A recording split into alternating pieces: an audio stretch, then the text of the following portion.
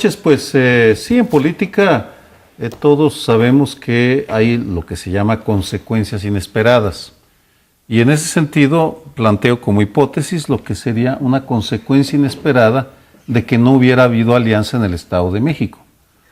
Ya empezaron las campañas y pues la mayoría de los analistas estamos convencidos de que ni Juan Felipe Bravo Mena, candidato del PAN, ni Alejandro Encinas, candidato de las izquierdas, van a levantar.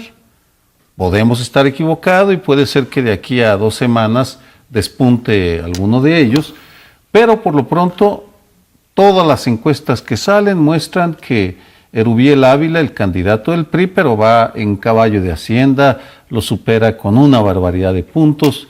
En ese sentido, al no haber competencia real, lo que he estado observando, y de ahí la hipótesis, es que la atención ya se dirige de los comunicadores y analistas a la candidatura de Enrique Peña Nieto a la presidencia.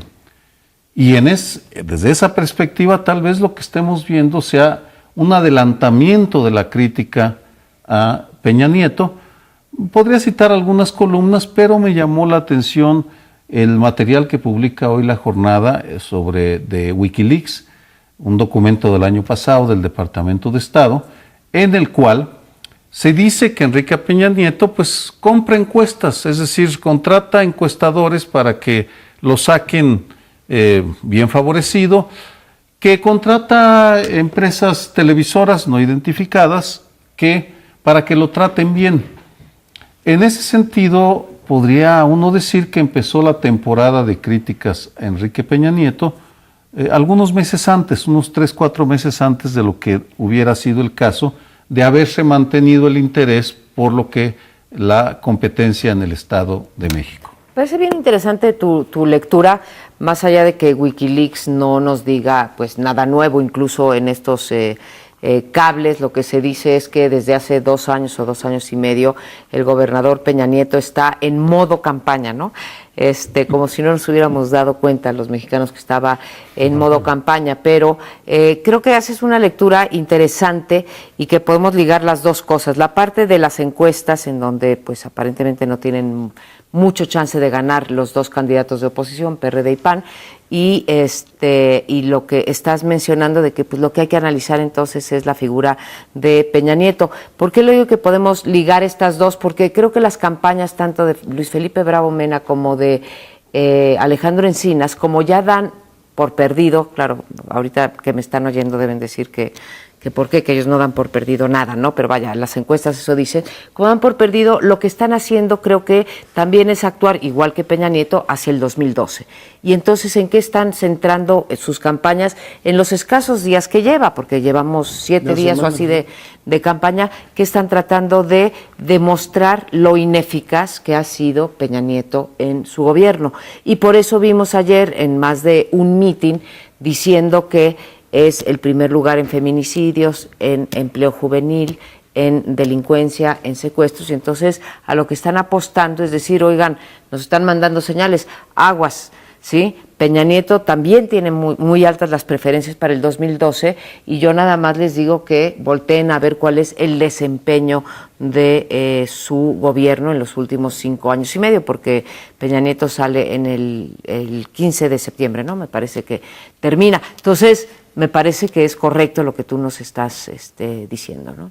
Y las consecuencias de ser el adelantado, desde hace ya bastante tiempo, el mejor ubicado en las encuestas, yo no creo que las compre. Comprará algunas, pero las encuestas independientes demuestran que va muy adelante y creo que una parte de la derecha y una parte de la izquierda se han instalado en una interpretación simplona de que el copete y que porque el señor es guapo está ganando. No solo está ganando Peña Nieto, hay encuestas, por ejemplo, que dicen ahora que en Coahuila va a arrasar nuevamente el PRI a pesar de todo lo que han hecho, que en Nayarit va a arrasar el PRI a pesar de todo lo que han hecho. Es decir, yo creo que la lectura esta de que el copete y la simpatía del señor explican que vaya tan adelante es una lectura errónea y me parece muy lógico que empiecen a centrarse en el desempeño como gobernador, que empiecen a ver ya, digamos, con una visión de política clara de opositores claros, que es lo que está dando como resultado el gobierno de Peña Nieto. Por ahora las campañas, estoy sorprendido de que hayan entrado a la campaña del Estado de México con armas tan pobres. Encinas es un candidato que entra después de una situación, digamos, tortuosa con aquello de la alianza opositora, y quema en una semana dos de sus principales armas. Una, tomar la foto de la izquierda completa, es decir, consigue poner a Cuauhtémoc Cárdenas, Marcelo Ebrard y López Obrador en la misma gráfica. No parece, según el seguimiento diario que se da a las encuestas, a las preferencias electorales, que eso haya cambiado demasiado las intenciones de voto. Y por otro lado, ya tuvieron el primer debate en televisión, un programa de Denise Merker, y no parece que tampoco se haya movido el marcador. Y es que no se han tomado en serio, ni el PAN ni el PRD, la función opositora en el Estado de México. En los dos casos son dos candidatos, ya lo comentamos hace algunas semanas, improvisados para esa función. Nadie le cree a Bravo Mena, que de ser el secretario particular del presidente, súbitamente está interesado en los temas municipales y los programas del Estado de México, y Encinas, que gobernó esta ciudad, después fue diputado por ella, súbitamente se muestra interesado por el gobierno del Estado de México. Yo creo que eso les ha costado mucho, y bueno, pues explica por qué Erubiel Ávila, entre otras cosas, vaya tan adelante, y además ahora esgrima en contra de la izquierda su gran argumento del 2006. Van a empezar la campaña negra en mi contra, van a empezar las críticas a decir que soy un peligro y que el PRI es una involución para este país. En fin, paradojas del destino, pero pues sí, creo que las elecciones son de quien las trabaja, y el PRI ha trabajado, no porque me parezca una buena idea, pero es así, ha trabajado mucho mejor el frente electoral que los otros dos partidos.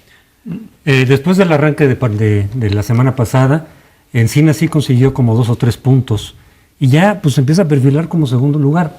Algunos suponíamos que quedaría en segundo lugar de todas maneras Encinas, y que el PAN se iría a tercer lugar. Ya ese es el nuevo perfil, salvo que haga algo espectacular Bravo Mena, pero si justamente su arranque de campaña fue desangelado, prácticamente arrancó solo frente al contraste de los otros partidos, ¿no?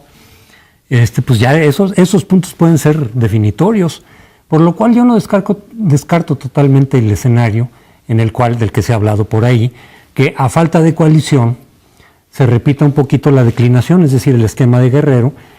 Muchos lo dudan porque el PAN en el Estado de México no es cualquier cosa, es decir, sí, y además en Guerrero el PAN está perdiendo el registro, porque en la declinación también cayó la votación de diputados. Entonces, igual y ese referente hace que el PAN diga, no, mejor nos seguimos hasta acá, pero tampoco le va a convenir mucho al PAN caer en tercer lugar muy abajo, porque todo el mundo va a leer las elecciones del Estado de México como proyección, sea correcto o no, pero como un adelanto muy probable de lo que ocurre en el nivel presidencial, y el PAN aparecer en tercer lugar.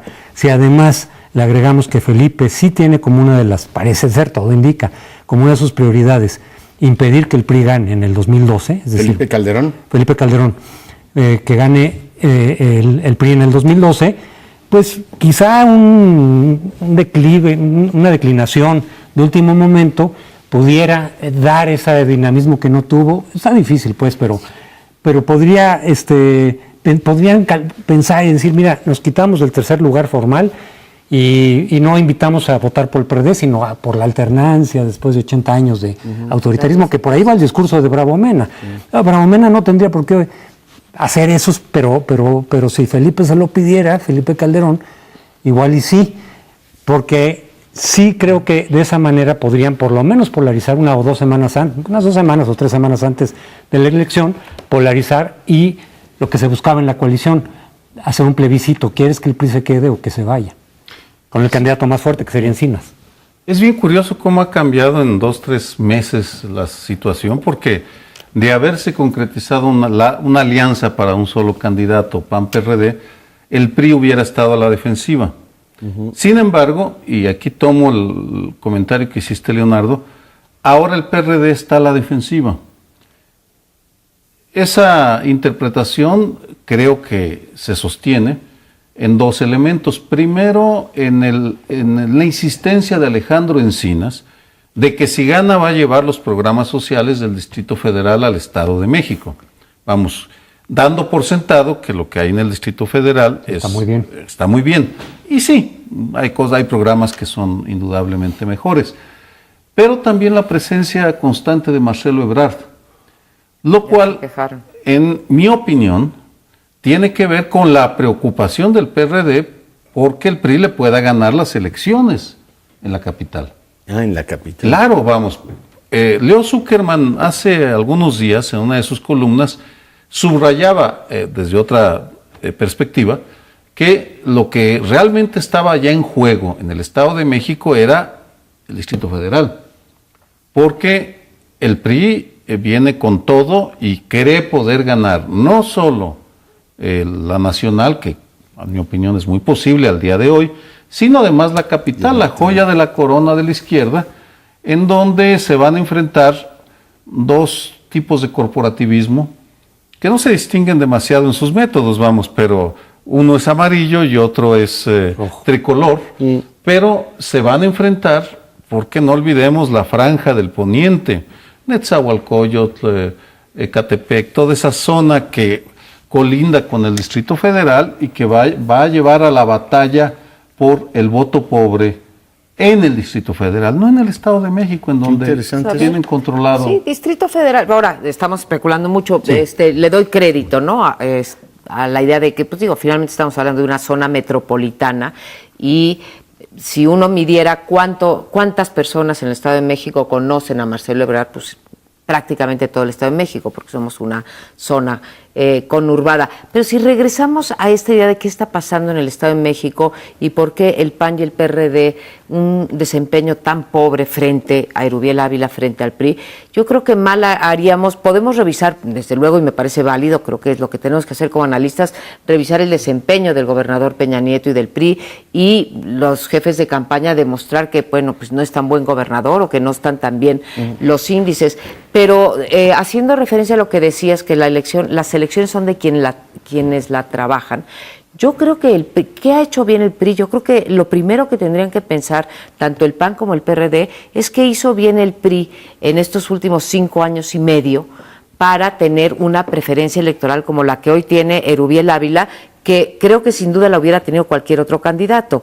Y lo que no hicieron ni el PRD ni el PAN fue estar, digamos, sembrando y cultivando un candidato, ya fuera que fuese alcalde por alguno de los municipios que gobiernan, o haberse puesto las pilas, pero no los últimos 45 días de la campaña, o de noviembre para acá, si quieren. No, dejaron la plaza durante los 5 años y medio y hoy están pagando las consecuencias. En contraste, el PRI la trabajó. Ya no. Pues parece que el tema es apasionante, pero desafortunadamente se nos acabó el tiempo. No se vaya, regresamos en unos segundos. Pues el programa pasado comentábamos con usted a raíz de que había sido el 15 de mayo y hablamos sobre el desempeño educativo en este país.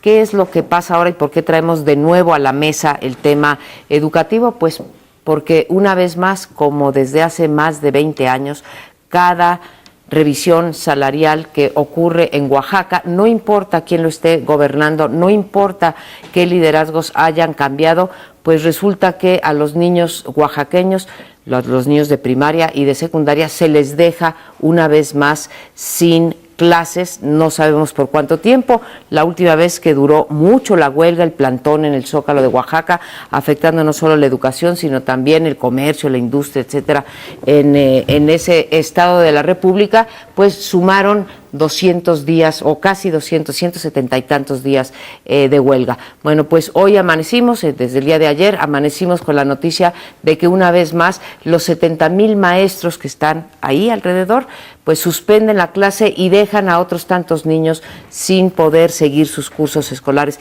¿Y esto por qué? Porque volvemos a este mundo de privilegios en donde no solamente pensamos que es válido pedir un aumento salarial en estos momentos, no solamente a la sección 22, como a todo el Sindicato Nacional de Trabajadores de la Educación, se les ha dado un aumento salarial por encima del promedio, sino que están pidiendo y se les ha ofrecido más de 1,200 millones de pesos en prestaciones que no sabemos, los ciudadanos, sobre todo no saben los ciudadanos oaxaqueños a dónde van, porque conforme se ha ido revelando el destino de estos recursos, resulta que en buena medida se va para los liderazgos sindicales. Entonces, el hecho que tenemos hoy en día, como año tras año, desde hace cerca de 20, es que no aceptan un aumento salarial, no aceptan un conjunto de prestaciones que son recursos de cuotas políticas para mantener en orden un movimiento, y que tenemos paralizada a la educación en un estado que presenta los más bajos índices de desempeño tanto de maestros como de alumnos. Eso es lo que menos les importa a los profesores, según se acredita en los últimos años. De todas maneras dicen que ya habrá tiempo de recuperar, como lo han dicho durante muchísimos años. Yo creo que es un capítulo más de la presión al gobierno de Gabino Cue, que ya vimos hace algunas semanas, efectivamente, como la presión directa de un sector del magisterio que no está de acuerdo con un nombramiento que hizo el propio Gabino genera esa presión, lo cual es muy desafortunado, que un gobierno que genera propicia la alternancia en Oaxaca esté siendo acorralado por un grupo de presión como el magisterio, que en su momento lo hizo con otros gobernadores. El gran tema que Gabino tiene sobre la mesa es, se va a negociar como toda la vida, es un problema de desgaste y de mucho dinero. Hoy publicaba 2 páginas, la mayor parte de la prensa nacional, la cantidad de dinero que les ha ofrecido por cada uno de los conceptos. Yo creo que en un régimen democrático hay que discutir muy bien si es legítimo que incluso por solventar un problema político un gobernador ofrezca tanto dinero en un estado en el que tienes una agenda social tan tremendamente lacerante como Oaxaca. Es decir, ahí están 1,000 y pico de millones de pesos. No les basta, sí debería enseñar la otra cara de un gobierno democrático, que es efectivamente el no dejarse chantajear por grupos de presión y plantear un nuevo acuerdo con el Sindicato Nacional de Trabajadores de la Educación, que es un tema que tímidamente, no sé si se han fijado, ha empezado a salir también en las campañas del Estado de México, de si alguien se va a atrever a decirle algo al magisterio. Estamos en un cruce de caminos, no sé qué va a hacer, por supuesto, el gobernador Cue, pero es un desafío de primer orden, y lo tiene que hacer porque el resto de los gobiernos aliancistas, está el caso de Puebla, que ha arrancado con un gran acuerdo de gobernabilidad, y ahí va, vamos a ver qué resultados da Moreno Valle. Él no tiene problemas en el frente del magisterio, y por el otro lado Maloba, que no se le ha ocurrido mejor cosa que empezar a prohibir narcocorridos. No sé si es la mejor forma de ir asentando un nuevo gobierno. Lo que no me cabe duda es que cuesta en una encrucijada, y de cómo resuelve este asunto ganarán prestigio o se perderán para siempre los gobiernos aliancistas. Pero sabes que en parte es un dilema de su propia creación de Gabino y al mismo tiempo del sistema. Estuve la semana pasada en Oaxaca, aclaro, conversé con los principales actores, incluido Gabino, y el problema de fondo es que a Gabino le impusieron, y él lo aceptó, el sistema de cuotas. Sí. Su gobierno es un gobierno de cuotas. La secretaria general de gobierno, Irma Piñeiro, es una cuota de la maestra Elvester Gordillo, que lo cual enfurece a los maestros de la 22 que quieren su cuota de presupuestos, de influencia, de cargos. Sí. Y es un gobierno democrático, sigo convencido de la vocación democrática de Gabino, de su carisma, de su buena vibra, pero está acorralado por esa realidad que se sigue manifestando incluso de sus aliados más cercanos del PAN y del PRD. Una anécdota que podrá parecer intrascendente, o 2 hechos. Primero, el nombramiento del nuevo consejo el mes pasado, el Instituto Estatal Electoral, los partidos PAN y PRD impusieron las cuotas cuando en México, en el Distrito Federal, los presidentes de PAN y PRD firmaban compromisos de que en el Estado de México ya no habría cuotas. Es decir, el patrón, el mismo. Entonces ahora tenemos un instituto electoral controlado por los partidos. Segundo, el lunes 16 de mayo estuvo René Bejarano a visitar a Gabino Cue. Como no lo dejaron entrar porque no estaba clara que tenía cita, empujó al equipo de seguridad, se metió a la fuerza. Eso salió en la prensa oaxaqueña. Bejarano, el de aquí. René Bejarano, nuestro René Bejarano, señor de las ligas, esposo de Dolores Padierna, que apoyan a Andrés Manuel López Obrador, que quiere reformar la política. Bien, Bejarano, me dicen fuentes confiables, iba a exigir cuotas, más cargos. Es decir, el patrón es ese. ¿Qué puede hacer un gobernador, una persona como Gabino Cue, con simpatías en medios de comunicación, en sociedad, con el entusiasmo? No lo sé, pero es la perversión de un sistema de partidos y de grupos políticos que lo único que les interesa es acumular cuotas de poder y de dinero. Y es el saqueo del presupuesto, y en ese sentido es lamentable que los maestros de la 22 se comporten como quien en mi opinión es la hada madrina, la emperatriz de la cuota, el Bester Gordillo.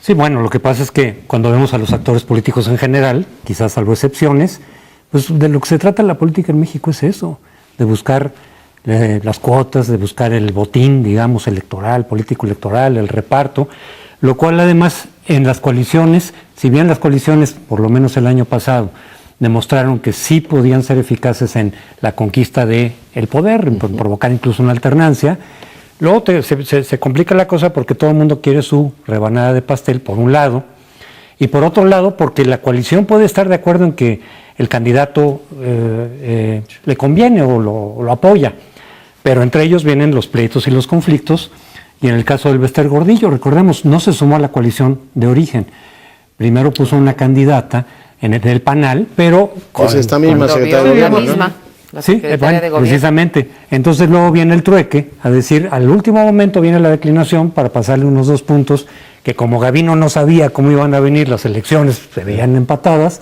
pues 2 puntos pueden ser decisivos, y le doy desde luego el cargo que me están pidiendo a cambio. Pero surge la enemistad, es decir, viene el problema de la enemistad con la sección 22, que desde el principio había estado apoyando a Gavino, y dicen, oigan, pues nosotros no fue de último momento, ¿no? Y nuestra enemiga, el Bester Gordillo, le das esa cuota. Entonces es uno de los problemas, digamos, sumados, ¿no? El reparto del poder, que es a lo que van todos los actores y todos los partidos, con coaliciones amplias, que cada quien llega después de la elección con su cuchillo a ver qué es lo que le toca, y a lo mejor el otro quería lo que a ti te dan. Y bueno, pues eso complica desde luego las funciones de gobierno también ya en coalición, lo que en principio un gobierno de coalición podría facilitar el ejercicio del poder si es que la coalición se mantiene en el Congreso, que no necesariamente, en términos administrativos te puede complicar también. Esa es la falta de coordinación, es terrible. Es que tocas un problema muy importante de la política o de la política mexicana, yo creo que es de la política en general, pero aquí tenemos menos controles, que es la captura, ¿no? Primero de los candidatos y después de los gobiernos. Y esto pasa en las coaliciones, como es en el caso, incluso en las coaliciones, vamos a apodarlas, adjetivarlas, con las coaliciones democráticas, ¿sí? Que buscan la alternancia después de 70 y tantos años de PRI en el poder, y pasa también con los partidos y los gobernantes que surgen nada más de un partido, no de una alianza. Lo que demuestran todas las encuestas es que los mexicanos, en general la ciudadanía, está desencantada con los partidos, con el ejercicio de gobierno. ¿Por qué? Porque lo que vemos es que no importa de qué color sea el candidato y eventualmente el que ocupa el cargo público, acaban ejerciendo el poder de la misma manera. Y tú das una explicación de cómo Gavino Cue, que raya en la justificación, y yo también lo entiendo, que sea una justificación, para poder llegar Gavino Cue hizo una serie de compromisos, ¿sí? Con una serie de factores reales de poder, porque no se nos olvide que, vaya, hubo hasta Flavio Sosa, ¿sí? Presunto, sí, con órdenes de aprehensión y demás, sí, fue candidato y hoy es diputado, ¿no? Bueno, entonces tiene que transar, entre comillas, tiene que arreglarse con todos estos poderes fácticos que pueden ir desde televisoras y periódicos locales hasta, como estamos comentando, la 22, pero lo mismo yo te diría, Sergio, le pasa entonces al presidente Calderón y a Peña Nieto y a Marcelo Ebrard, todos se dejan capturar. Yo lo que me pregunto es si llegará algún día un gobernante a decir, sí, señores, todos ustedes me apoyaron para mi campaña, pero ¿saben qué? Hoy soy el gobernante y voy a gobernar con la ley en la mano y con apoyos sociales. Se acabó la captura, los necesitaba para llegar, pero hoy yo mando. O sea, los mandas a leer Maquiavelo de nuevo. Pues sí. ¿Cuándo llegará el príncipe que liberará a Italia de todo eso? Tendrán que leer el capítulo, tan bonito. Y leerán el capítulo en el que dicen, el príncipe honrará los acuerdos siempre y cuando no vayan en contra del interés del Estado. Que yo le mandaría la copia a Gavino Cue, ¿no? Es decir, oiga, aquí es salvar el Estado y su gobierno, es tiempo de romper con esa política clientelar. Si sigue navegando en lo mismo, va a chapotear como los anteriores en exactamente los mismos intereses. No, y va más allá que eso. Muy brevemente, no es solo el tema de si se salva o no el gobierno de Oaxaca, es uno de los pocos estados en donde había la esperanza de que realmente se diera un avance real. Y es la segunda prueba que tenemos de que no se están dando. Ese es el tema. Ese Que era la última esperanza de que esto cambiara. Ese es el drama. Es un drama terrible porque no hay esperanza, no parecería haber salida dentro de los canales institucionales Y lo que a la crisis. Lo que pasa, Sergio, ya antes de irnos, es que tanto en gobiernos de alternancia, aunque hayan sido de un solo partido y que han sido decepcionantes hasta ahora, tanto a nivel estados como federal, como el que surge de la coalición, que entonces ahí tiene un ingrediente nuevo, Claro, decir, a ver, ese es el elemento. el problema es, pues sí, podrán leer a Maquiavelo, pero por lo menos la justificación que dan esos gobernantes para no hacer los cambios de fondo es que me van a paralizar el país, Oye, se van a movilizar, tengo me van a malas impedir noticias para en usted, el gobernador. Congreso. Tiene el Estado paralizado de todas maneras. Así es que paralícelo por las buenas razones. Pero a veces Algo que valga la pena, digo. estoy de acuerdo, pero eso sale siempre eso de decir, bueno, es que imagínate los sindicatos, No este, el tienen otro, en la todo. calle, pues es tiempo de... O el Congreso, ¿no? Mi Es que, enemigo de me lo verdad, para. ¿qué gobernante podríamos nosotros exhibir como que no fue capturado o que no acabó, digamos, rindiéndose ante estos poderes fácticos? Ya vimos los Sí. gobiernos del PRI, del PAN y el PAN, PRD. La esperanza en el DF. es que estos aliancistas cambiaran eso, ¿no? Pero En no, el- no no ha lo ocurrido. estamos viendo. En el DF habría algo más, pero ahí lo capturaron las tribus, el proceso, y ahora... Bueno, y otros intereses también, aquí. Sí, vamos, bueno, pero estoy pensando en gobernantes y antes que partidos. pudiera. Pero bueno, nos tenemos que ir. Quédese con nosotros, vienen todavía otros 2 bloques con 2 temas muy interesantes.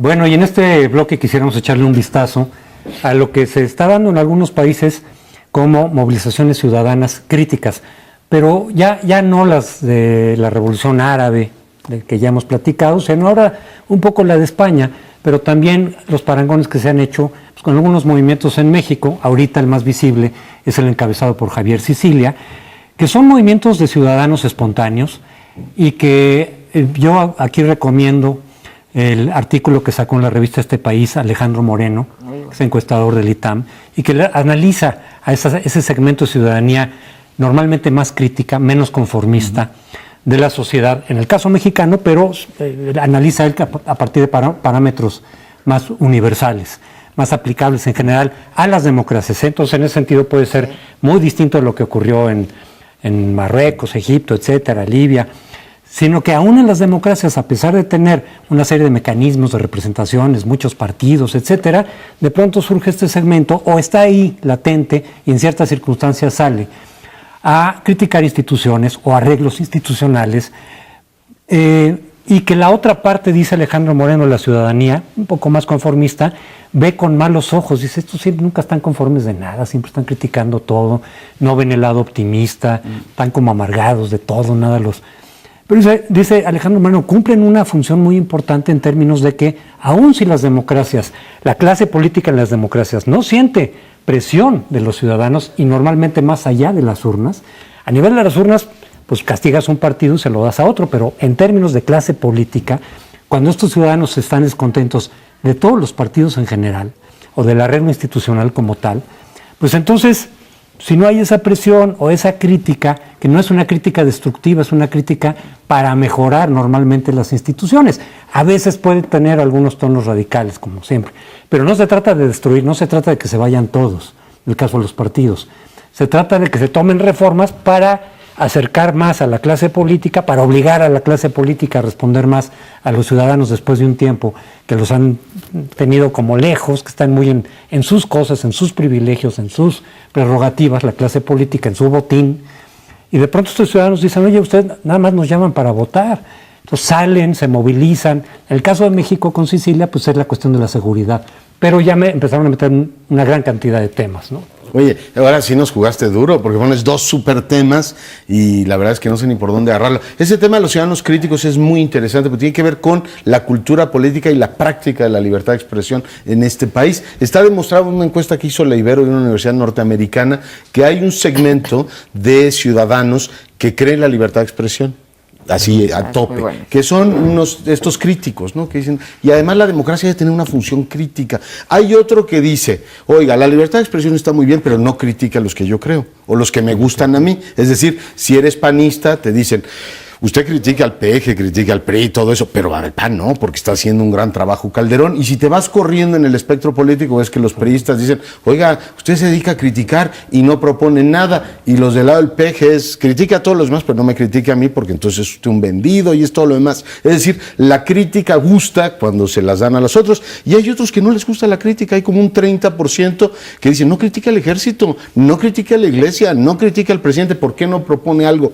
Y lo que dice Moreno, y creo que tiene mucha razón, es que mejorar la calidad de la democracia de este país pasa por suponer que la crítica no es solamente una cuestión por fastidiar a alguien, tiene que ver con la mejora de los sistemas en términos generales, y que hay ciudadanos independientes que no tienen una lealtad definida con ninguna de las tres fuerzas, que son lo suficientemente independientes para decir, aquí está mal esto, aquí está mal aquello y aquí está mal lo otro. Y termino con el tema de las, ¿cómo se llama?, de las manifestaciones. Creo que es muy importante, Crespo, además tú lo conoces bien, reconocer que cada vez que ha habido movilización importante de los ciudadanos, en este país han cambiado cosas. Pienso desde lo del doctor Nava hasta la última elección de Sicilia. Cuando los políticos empiezan a oler, a sentir el perfume de las calles, entonces dicen, ahora sí hay que reaccionar. En el 2008, ¿qué dijeron? La última. Dijeron, ahora sí nos tenemos que poner a trabajar, y nos pusieron todo un catálogo de temas que iban a cumplir. 2009. En el 2009, el acuerdo igual que en el 4 nos prometieron otro. Lo que está claro es que cuando la gente se moviliza, este país se empieza a mover. Pero sí tiene que ver mucho con esa parte crítica. ¿Vas? No. Bueno, Por favor. las movilizaciones, en efecto, creo que si hacemos una revisión histórica de los siglos, vamos a ver que es siempre la presión social lo que acaba o lo que prende la chispa para las posteriores transformaciones. Decía Crespo que bajo ciertas circunstancias, son circunstancias muy distintas las que privan en España que las que privan en la zona ahorita de Oriente, digamos, o de Oriente Medio, que está incendiándose en un caso, México, ¿no? y las de México. Bueno, en el caso de España estamos hablando de un 40% de desempleo juvenil, ¿sí? Y es una manifestación, aunque hay gente mayor y lo han, digamos, les ha dado cobertura los periódicos, sobre todo los periódicos locales, que ya también están fastidiados, en donde se manifiesta de una manera política y con un desencanto brutal a las dos opciones que hay en la derecha y la izquierda, que están muy bien perfiladas en el caso de España, pero es una cosa que, digamos, lo que lo dispara no es el mal funcionamiento de la democracia, lo que lo dispara, nadie está yendo en contra de las instituciones de la democracia, sí con las manifestaciones que son los partidos, que no han sido lo suficientemente capaces para castigar a los responsables de la crisis y crear además condiciones de crecimiento y en particular de empleo, de dar alternativa a los jóvenes. Y te reclamo igual que Leonardo que hayas metido estos dos temas, pues son muy interesantes. En el caso de Sicilia, aquí yo tengo un miedo, yo respeto y me sumo al movimiento, y si puedo asistir al pacto de Juárez, lo haré. Creo que tienen que cuidar bien los organizadores de este movimiento social de que no se dispersen las demandas, porque ahí sí, digamos, repruebo o no estoy de acuerdo cuando veo hoy que el discurso fundamental de Sicilia y el rumbo que está tomando esto es una cuestión respecto a la reforma política del Estado, ¿sí? Yo creo que tendríamos que centrarnos en este caso en seguridad, exigir transparencia, rendición de cuentas, alternativas de estrategia a nuestros gobernantes, tanto locales como federales.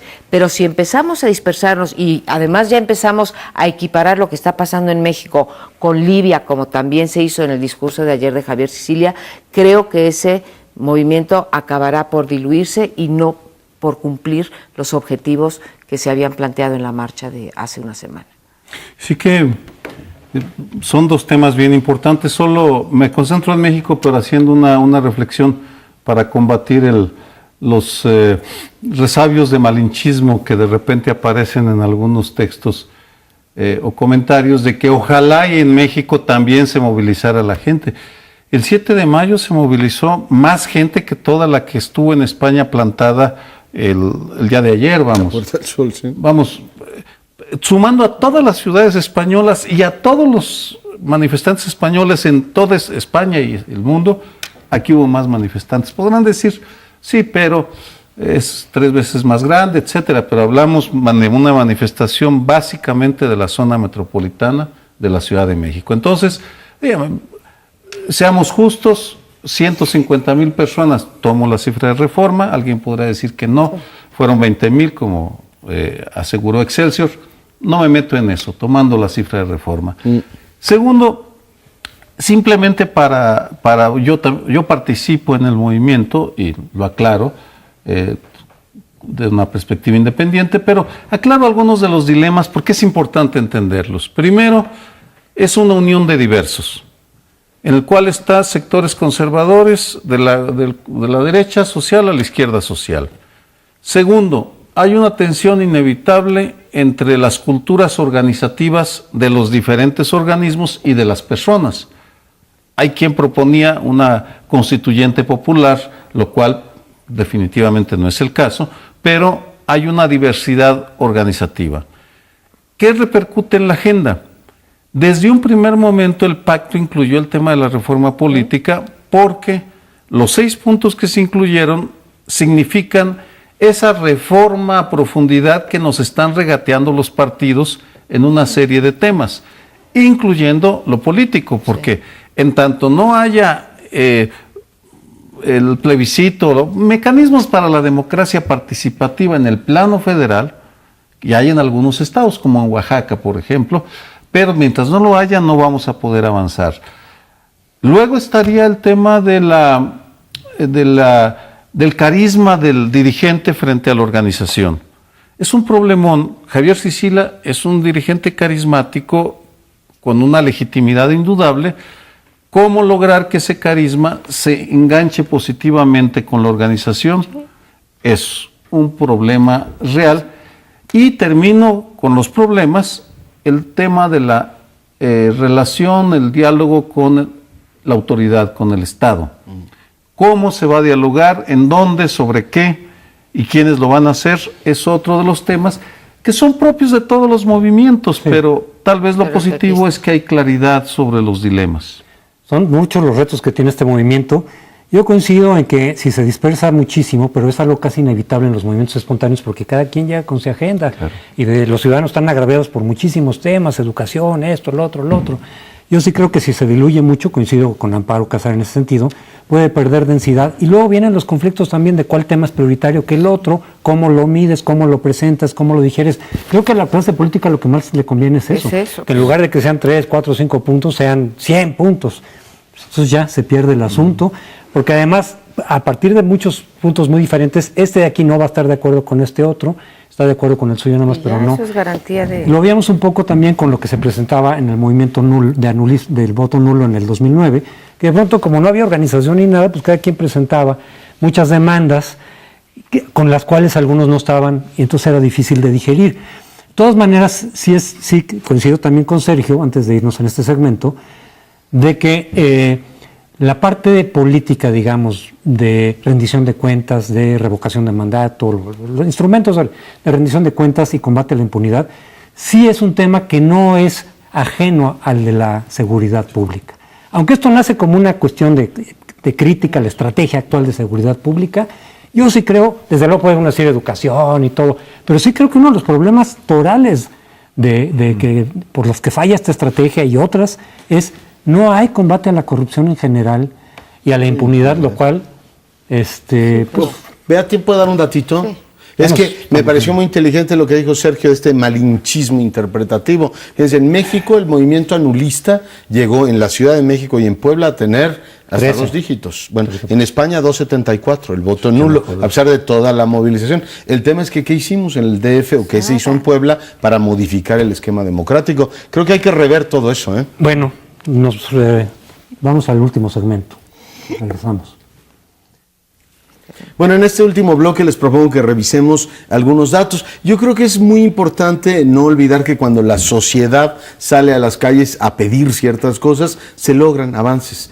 pocos en muchos casos, pero se logran avances finalmente. Y también es muy importante que la sociedad tenga parámetros para discutir ciertos temas. Cuando perdemos de vista los parámetros, nos enredamos en discusiones eternas que después se convierten en cuestiones como de impresionismo nacional, de yo creo que este lo está haciendo bien o yo creo que el otro lo está haciendo bien.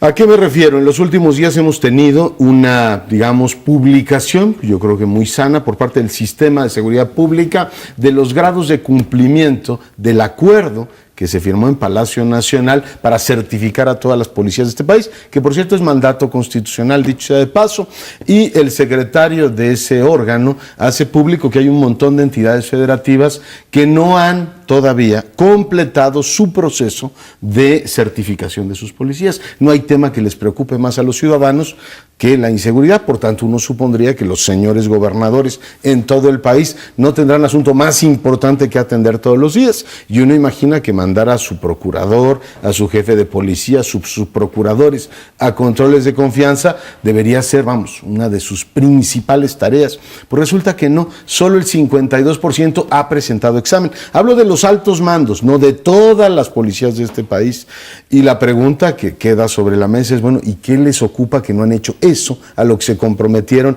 desde hace varios años? Hay que reconocer que esto ha activado un debate de mejor calidad. El tema de la inseguridad no es un problema del gobierno federal o de la estrategia, sino algo bastante más localizado. Es decir, ¿por qué hay entidades federativas? Puedo poner la del Estado de México, pero puedo poner otras más donde el cumplimiento de la certificación es bastante bajo. Al mismo tiempo que se reconoce esas ausencias en la estructura territorial, el gobierno federal nos informa, y está de infarto el tema, pero lo discutíamos la semana pasada, que más del 50 y tantos % del Instituto Nacional de Migración tampoco ha sido certificado, y que hay un 30% en la Secretaría de Seguridad Pública Federal que no ha sido certificado, y agrego, y dejo la palabra, 20 y tantos %, casi 30, en también la Procuraduría General de la República. En fin, el gobierno federal, por un lado, dice, usted no ha cumplido, y tiene toda la razón en plantearlo, pero por el otro lado se debe poner el espejo y decir, hombre, yo tampoco he cumplido en todas mis tareas. Pues dos comentarios que se desprenden de este tema del... La certificación, aclaro, incluye el uso del polígrafo. El polígrafo es un aparato en el cual se sienta a usted, a cualquiera, y le empiezan a preguntar todo. Todo, si voy a exagerar, pero todo. Si alguna vez uno tocó de manera inapropiada a alguna compañerita de escuela siendo adolescente, ¿sí? Entusiasta, ahí está un problema, porque una de las instituciones que lo plantea es el CISEN, Centro de Investigación y Seguridad Nacional, y creo que sí es necesario que ya que estamos en la exigencia, que se airie con toda claridad o con mayor claridad la metodología, los criterios, es decir, que tengamos certidumbre de que se está utilizando una metodología correcta. Segundo, cuando ya empiezan a salir las cifras, se ve realmente quién es quién. Y en ese sentido, Enrique Peña Nieto sale muy mal parado, porque ni uno solo, si mal no recuerdo de la tabla, ni uno solo de los mandos del Estado de México ha sido certificado.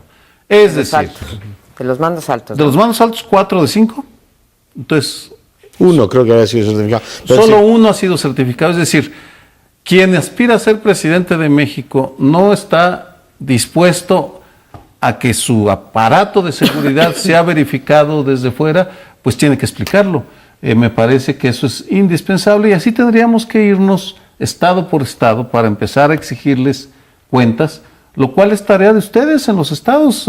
Saquen la información y exíjanle a sus gobernadores que respuestas de por qué no han certificado como debían. A ver, la información está, ni siquiera con que se metan ahí a la página en internet del Secretariado Técnico, ¿no? Se llama Leonardo. Ahí pueden ver el grado de cumplimiento de cada una de las entidades federativas, tanto en términos de sus policías como de sus mandos medios. Yo sí quiero retomar esta idea de los mandos medios y superiores, Y lo digo, ya lo decía Leonardo, que se mire también el gobierno federal en el espejo, porque a pesar de que el gobierno federal tiene mucho mayor cumplimiento creo que decían 95%. En aduanas. ¿En aduanas? Depende ¿Era nada del más? cuerpo. Bueno, dependiendo del cuerpo, tiene más alto grado de cumplimiento. Es inadmisible que tenga cualquier grado de incumplimiento para mandos medios y superiores. ¿Y por qué lo digo? Porque estamos hablando, Sergio, de un universo chiquitito. Estamos hablando en términos federales y locales de un universo de 350 personas. Si los gobernadores y el presidente de la República no pueden certificar a 350 personas con los criterios que haya, ¿sí? 350 personas, estamos 2008 a 2009, 2010, 2011, en 3 años que se comprometieron, hace 3 años se comprometieron y se comprometieron a hacerlo en 1 año, ¿no? O sea, llevan 2 años de incumplimiento para esos. Ya si me dices que no pueden certificar a los 36,000 policías que tiene la Policía Federal y tienen un incumplimiento del 30%, vaya y pase. Pero que no puedan comprometerse con sus propias élites a hacerlo, pues me habla que dónde están las prioridades, ¿no? Entonces, regresando a Sicilia, pues yo les pediría a los del Movimiento de Pacto de Juárez que comiencen por revisar todos estos compromisos que se hicieron y empecemos la sociedad a exigirles ese cumplimiento. Lo que sugiere el hecho de que no hagan estas pruebas a sus mandos medios puede ser, entre otras, que igual y piensan que no los pasan y que sin embargo los mantienen allí y no les quieren hacer esa certificación porque les importa más la lealtad personal, en todo caso, y política, que la probidad del funcionario. Bueno, en todo caso uno podría suponer, bueno, ¿por qué no si son tan poquitas personas, empieza por lo menos, tenemos derecho por lo menos a sospechar, decir, pues igual y no lo pasa, ¿no? Y no se lo quiere, y no lo quiere quitar, pues sus vínculos de otro tipo. Y a lo mejor él sabe que no es probo, pero no le importa, porque eso es frecuente aquí en México también. Pero ese es el tipo también de medidas que yo digo que tenían que haber sido un poco los preparativos de la guerra. Ya no entramos a discutir si la guerra o no, el propio Calderón dice un día que es guerra y otro que no, pero sí, bueno, yo insisto en que esto fue como lanzarse a la guerra y luego ya en plena balacera empezar a decir, oigan, ya se hicieron estos preparativos, ya se pasó, que puso la carreta adelante de los bueyes y ya en pleno fuego a 4 años y pico, entonces estás haciendo lo que tenías que haber hecho, si quieres, el primer año o 6 meses, son 360 mandos, pues igual no te tardas tanto, antes de entrarle con todo al crimen organizado. Y por eso muchos piensan, y yo no lo siento tan descabellado, que la decisión fue más política que de una estrategia bien pensada de política pública en materia de seguridad. Dos cositas rápido, o sea, son mandos superiores, estamos hablando de los que toman decisión en las entidades y las entidades son libres y soberanas y sus centros de control de confianza los designan ellos según el acuerdo y la ley esta que tenemos ahora del sistema de seguridad. Yo lo que me pregunto es, ¿qué hacen los gobernadores todo el día? Es decir, puedo entender que el presidente diseñara esta guerra por razones políticas, pero lo que hoy tenemos en Tabasco, que pide nuevamente la intervención federal, Nuevo León, que está intervenido federalmente, Tamaulipas, que acaba de tener elecciones con mayorías priistas amplísimas, está intervenido federalmente, Coahuila tiene problemas tremendamente serios, no tiene ni policía en Torreón para acabar pronto. Yo me pregunto, y lo digo sin ironías, ¿qué demonios hacen los gobernadores todo el santo día si no es atender lo que sus gobernados les están pidiendo? Oiga, denos un poquito de seguridad. Las campañas en Nayarit, ¿saben cómo van? El PRI dice, todo esto nos lo ha causado Felipe Calderón. Entonces uno dice, oiga, ¿y el gobernador y el presidente municipal? No, eso no tiene nada que ver. Todo esto nos lo ha causado el gobierno federal porque hay un penal aquí de presos federales y entonces eso causa todo el problema. Y dice uno, bueno, entonces usted quiere todos los privilegios de la función, salir en televisión, todo lo demás, pero gobernar, lo que se dice gobernar, esa parte mejor que la haga Felipe Calderón. Yo la verdad es que no entiendo cómo demonios vamos a sacar adelante una federación con un montón de señores que lo que hacen es lavarse las manos. Que hacen elecciones para ganar tú que estás muy enterado en esos temas. Genaro García Luna presentó la prueba del polígrafo. No lo sé, fíjate, pero supongo que sí. Yo pregunté de Blake también, del secretario de Gobernación, se lo preguntaba el otro día. No lo sé, pero lo están exigiendo que se certifique a los secretarios de gobierno, ¿sí?, de los estados, pues también. No, lo federal tendría que estar. Lo que sí estoy casi seguro es que la Procuradora General de la República sí fue sometida a eso. Pero Genaro García Luna no me acuerdo, pero lo averiguo y el lunes próximo te lo digo.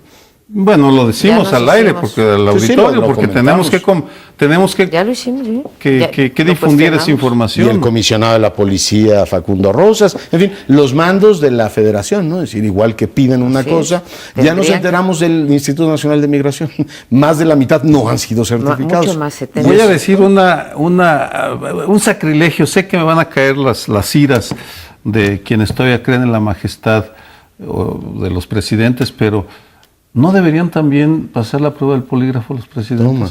Pero O los van- candidatos a presidente, pregunto. Pues desde que fueran candidatos, ¿no? Desde que Sí, son sí. candidatos, creo que Bueno, valdría además, la digo, pena. Si es el jefe de las Pero Fuerzas Armadas y las qué Fuerzas ira, está Armadas bien, están- debería haber un control. Está bien. El tema es desde cuándo preguntas. Yo lo pregunté el jueves con respecto al secretario de Gobernación, ¿sí? Y sí se levantan iras, ¿eh? El tema es qué haces con todos los candidatos. Sé que se ¿no? levantan iras, pero los candidatos, y eso ya, sé que a Felipe Calderón a estas alturas no es visto como un agravio nacional, pero a los candidatos me canso Claro. que tendríamos que exigir que Pero, Podría pasen el ser. pero tú polígrafo. sabes si se va a poder hacer eso, Sergio. A ver, estamos hablando de 350 mandos superiores que no han podido certificarse, la mitad Pero de voluntad ellos. política, es Pero decir, espérame. yo me certifico antes de ser ¿Cómo- candidato. A ver, ¿como cuántos candidatos te gusta que vayamos a tener para Pues el 2012? preguntémosle a Para la Marcelo presidencia Ebrard. son 5,000. 3. Es muy buena pregunta. Nada más para los presidentes, candidatos a la presidencia. presidencia de la República. Bueno, es que deberíamos Oye, de basta hacerlo como con en eso, Colombia ¿no? se hizo, pues a todos, ¿no? Bueno, pero como una señal, a ver, Pero- Marcelo Ebrard, tú, Marcelo, ¿estarías dispuesto a ofrecerte a hacer la prueba del polígrafo? Lo pregunto No, pero abiertamente. desde luego a los candidatos a gobernadores también, por supuesto, no nomás a claro. sus secretarios de El gobierno. tema es que te Pero preguntan, gobernador. ¿no? Porque no te preguntan solamente, ¿usted le tocó la pompi a su compañera en secundaria? No, Por eso lo te preguntan, en los últimos 6 meses usted ha consumido droga y ya van preguntando casi en el último mes, ¿eh? Porque no pasa casi nadie. Es un tema muy delicado. Pero bueno, nos tenemos que ir con Ya. Nos esto. van a responder que nosotros nos hagamos la prueba del Oye, polígrafo. nosotros Y nos nosotros la vamos hacemos, a pero responder. Nosotros sí, nos pero ¿y usted tenemos por qué? que ir. Hasta la semana próxima. Gracias por acompañarnos.